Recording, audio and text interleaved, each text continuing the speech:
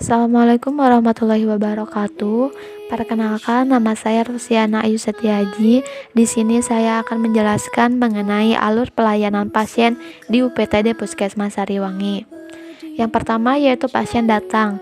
Kemudian pasien dikategorikan menjadi 3, yaitu pasien rawat jalan, pasien yang memerlukan tindakan kegawat daruratan, dan pasien yang memerlukan penanganan obstetrik neonatal. Di sini saya akan menjelaskan dulu mengenai alur pasien yang akan berobat jalan.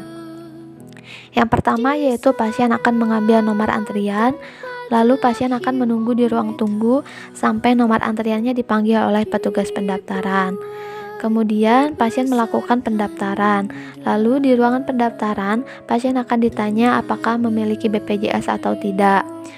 Apabila pasien tidak memiliki BPJS, maka pasien harus membayar biaya retribusi sebesar 8.000.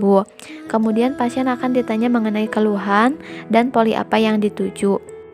Lalu pasien diperiksa di poliklinik. Apabila diperlukan pemeriksaan penunjang, maka akan dibuatkan surat pengantar untuk pemeriksaan penunjang, seperti untuk ke laboratorium. Lalu pasien menunggu hasil laboratorium tersebut. Apabila hasil laboratorium tersebut sudah selesai, maka pasien kembali lagi ke ruangan pemeriksaan untuk melakukan konsultasi dengan dokter.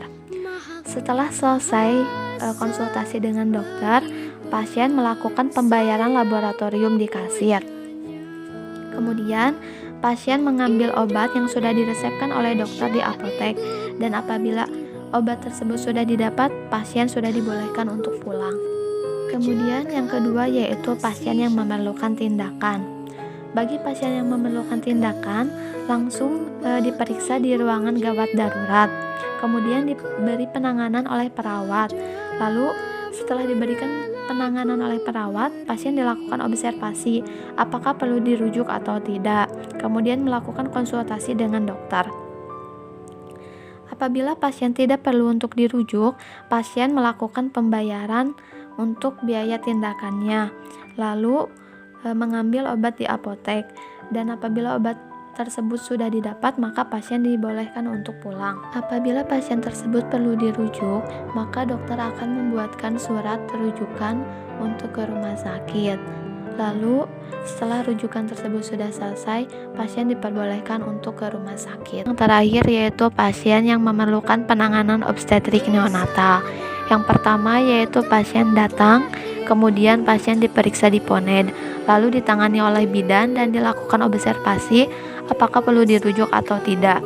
Apabila pasien tidak perlu dirujuk, maka akan ditangani di puskesmas. Setelah ditangani, pasien melakukan pembayaran di kasir, lalu mengambil obat sesuai dengan resep dari bidan di apotek. Apabila obat sudah didapat, maka pasien dibolehkan untuk pulang. Sekian mengenai penjelasan dari alur pelayanan di Puskesmas Sariwangi.